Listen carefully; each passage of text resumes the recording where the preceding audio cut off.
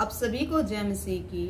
बहुत से विश्वासी बहन भाइयों के मन में ना एक सवाल होता है कि जैसे अब दुशहरा आ रहा है, क्या हमें दुशहरे में जाना चाहिए?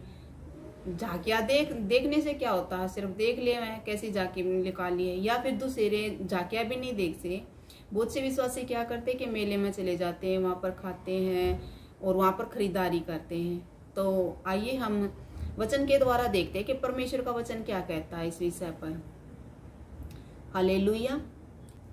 क्योंकि परमेश्वर का वचन कहता है, लिखा है, अविश्वासियों के साथ असमान जुए में न जुतो, क्योंकि धार्मिकता और अधर्म का क्या मेलजोल, या ज्योति और अंधकार की क्या संगति, और मसीह का बलियाल के साथ क्या लगाओ, या विश्वासी के साथ अविश्वासी का क्या नाता, और मूर्तियों के साथ परमेश्वर के मंदिर का क्या संबंध।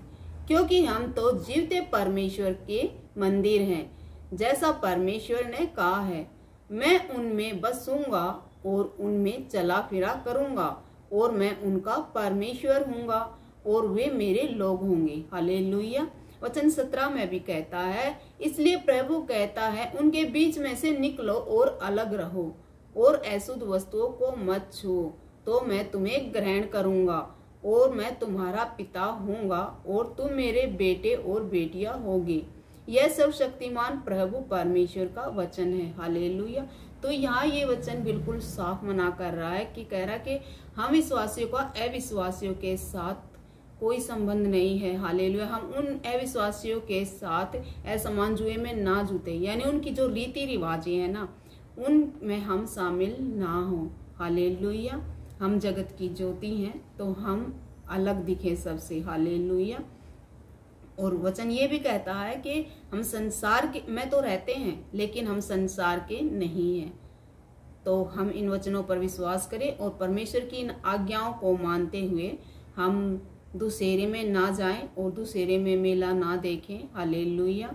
और वहाँ कुछ भी ना खाए पिए। हालेलुया। क्योंकि वहाँ जो खाने की जो दुकानें हैं, वो हम उसको पैसे देकर खरीदारी करते हैं और फिर खाते हैं, लेकिन वो मेला लगा हुआ है, मेले में ही जो खरीदारी क्यों करनी? अगर आपको खाना है तो और कहीं से लेकर खा लो, मेले में ही जाके मेले में ही से खरीदारी कर मेले में ही क्यों खाना है भाई?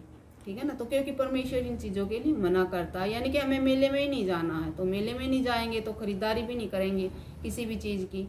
हालेलुया। यदि हमें वहां से कुछ सामान खरीदना है तो हम बाजार में भी जा सकते हैं, या कोई और जो मेला लगता है ना, जैसे सामान्य रूप से मतलब किसी मूर्ति पूजा के नाम पर ना हो, वहां पर जाकर हम खरीदारी कर सकते हैं। लेकिन जैसे दुशहरा होगा, इन मेलों में हम जाकर खरीदारी नहीं कर सकते, ना ही वहां पर कुछ खा पी सकते हैं। हालेलुया। अब जैसे ये है ना कि हमारे हरियाणा में क्या होता है कि कोथड़ी होती है, तीज के टाइम पे ना भाई अपनी बहन के पास कोतली लेके आता है, जिसमें होता है पतासे होते हैं और कुछ मिठाइयाँ वगैरह होती हैं। तो जो पतासे होते हैं ना, हम हर घर में उनको बांटते हैं। अपने परिवार के जो हमारी कास्ट में होते हैं ना, हम सबको अपने परिवार में उन लोगों को दे के आते हैं, एक एक पतासा, दो पतासे। तो हमारे यहाँ भी देते हैं। तो हमें क्या करना है, हमें उन कोतलियों को भी नहीं लेना। क्यों? क्योंकि वो कोतली क्या रीति रिवाज के अनुसार है। हालेलुया। वो मानती हूँ भाई, वो किसी देवी देवता पर चढ़ाई हुई चीजें नहीं होती, लेकिन वो एक रीति रिवाज के अनुसार लेके आई होती है। एक भाई एक रीति के अनुसार, जो अन्य जाति वालों की रीति रिवाजों के अनुसार है, भाई उस रिवाज को निभाते हुए उन कोतली को लेके आता, उन पतासों को लेके आता है। और वो पतासे हमें नहीं लेने चाहिए, क्योंकि परमेश्वर का वचन हमें मना करता है। हालेलुया। और जैसे गैस होता है, गैस गर्मी के टाइम में गैस आती है, और गैस में क्या करते हैं कि पानी बांटा जाता है कि गर्मी ज्यादा है, और वो पुण्य कमाते हैं, धर्म कमाते हैं। हालेलुया। जो कि हमें वो भी नहीं करना है। हालेलुया। हालेलुया। और ना ही हमें वो गैस में जो पानी बांटा जाता है वो पानी को पीना है। अब बहुत से कहते हैं कि नहीं, वो तो किसी मूर्ति पूजा पर चढ़ाया हुआ नहीं है। हाँ, वो किसी मूर्ति पूजा पर चढ़ाया हुआ नहीं है, लेकिन रीति रिवाजों के अनुसार है। वो गैस जो अन्य जाति वालों की एक मूर्ति पूजा ही है, वो क्योंकि गैस के दिन जो पानी बांटा जाता उसे हम ना पिए। हालेलुया।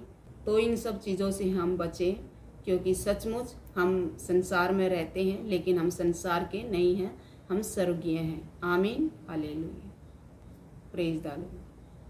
प्रभु परमेश्वर यहोवा इन वचनों के द्वारा आप सभी को बहुत बहुत आशीष दे। आमीन।